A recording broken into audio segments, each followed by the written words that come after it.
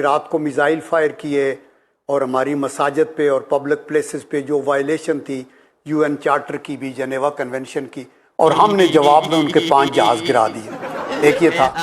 Number 2 ये है कि वो ड्रोन हमले उन्होंने अभी शुरू किए हुए हैं और हर ड्रोन को हम अपने तौर के ऊपर न्यूट्रलाइज कर रहे हैं। नंबर 3 उन्होंने लाइन ऑफ कंट्रोल की वायलेशन की, वहाँ भी सीज फायर था।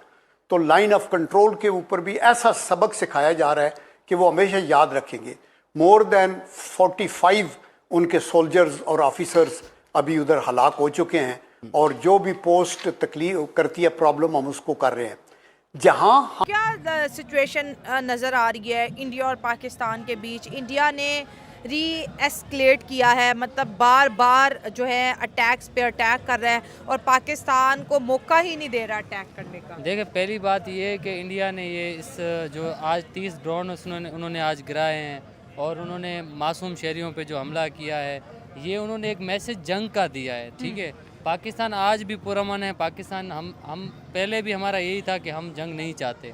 वहाँ यहाँ की आप देख लें, हिंदू बिरादरी है, यहाँ सिख बिरादरी है।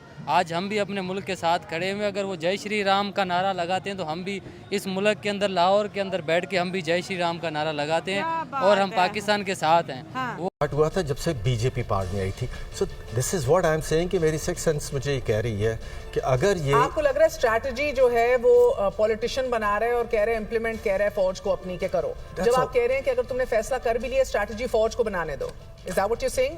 सादा अंदाज में। हाँ जी, मैं ये कह रहा हूँ कि मोदी साहब ने चूंकि ये स्ट्रेटजी भी अपने पास रख ली है, उन्होंने ऑपरेशनल कंट्रोल भी मोर लेस अपने पास रख लिया। जिस तरह की हम देख रहे हैं उनकी मूव, आई एम श्योर उनकी मिलिट्री कमांड इस तरह की मूव नहीं बनाएगी। वेल आई होप कि इसी तरह की बनाए, लेकिन इतने इरेशनल, इलॉजिकल वो नहीं हो सकते कि वो जिस तरह की वो मूव्स कर रहे हैं। आई मीन उसकी कोई एक्चुअली मंतिक कोई आती नहीं सामने, और इसीलिए आप देख रहे हैं। अहमद हसन साहब, आप इंटरनेशनल रिलेशंस को भी बखूबी समझते हैं। You specialize in geopolitics, current affairs, इस तरह के मामलात पे मुझे ये बताइएगा कि एज ऑफ राइट नाउ हम देख रहे हैं कि भारत के वो ऐसे ना कहें कि आप ऑपरेशन आप सिंदूर कर दिया आपने, ठीक है हमने देख लिया आपका सिंदूर।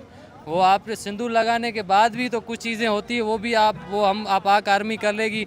वो उनको कहते हैं कि आप इस बात को छोड़ दें। हम पुरअमन लोग हैं, हम चाहते हैं कि अमन हो दोनों सरहद के उस पार भी। जिस तरह उन्होंने वाघा बॉर्डर भी बंद कर दिया, हमारे यहाँ पे 600-700 बेचारे पिलग्रिम से यात्री थे, वो बेचारे उधर गुरुद्वारे में पड़े हुए हैं, इंतज़ार कर रहे हैं कि कब हम अपनी मजहबी इबादत गाह पे जाएंगे।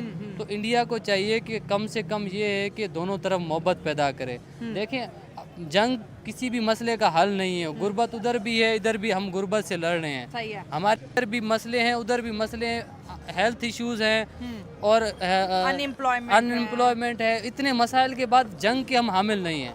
अगर जंग हुई तो उसमें लाजमी है कि हम 100 साल पीछे चले जाएंगे। पहले भी हम जंग की, हम पाकिस्तान और इंडिया, हमें अच्छे रिलेशन चाहिए। रिलेशन में ये है कि अगर हमारी इकोनॉमिकल रिलेशन होंगे, हमारे टूरिज़्म के रिलेशन होंगे, तो आपस में हमारे दोनों मुल्क के लोग खुशहाल होंगे। देखिए, अभी जो जंग हो रही है, ये कोई दोनों मुल्कों की आवाम के दरमियान नहीं है, ये दो नज़रियों के दरमियान जंग है। एक मोदी का नज़रिया है, जो मोदी साहब कहते हैं कि भाई हम हिंदुत्व के नज़रिए पे खड़े हुए हैं। मैं बीइंग ए हिंदू कहता हूँ कि मोदी साहब हिंदुज़म को आप अच्छी तरह से पढ़ें।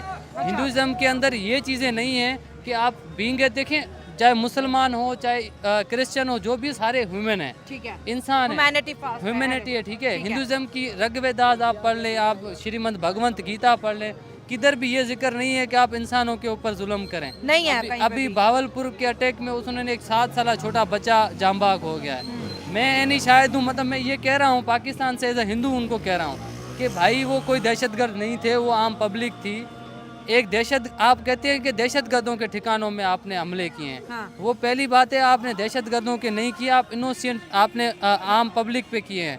देखें, आज उमरकोट में हमला हुआ है, उधर 54% हिंदू आबादी रहती है। आप कहेंगे कि यहाँ के हिंदू भी दहशतगर्द हैं, सुबह आप ये उठ के कह देंगे। आप मतलब क्या मैसेज दे रहे हैं? आप उमरकोट के बारे में मैं थोड़ी सी इन्फॉर्मेशन दे दूं। उमरकोट जो है पंजाब में नहीं है, बल्कि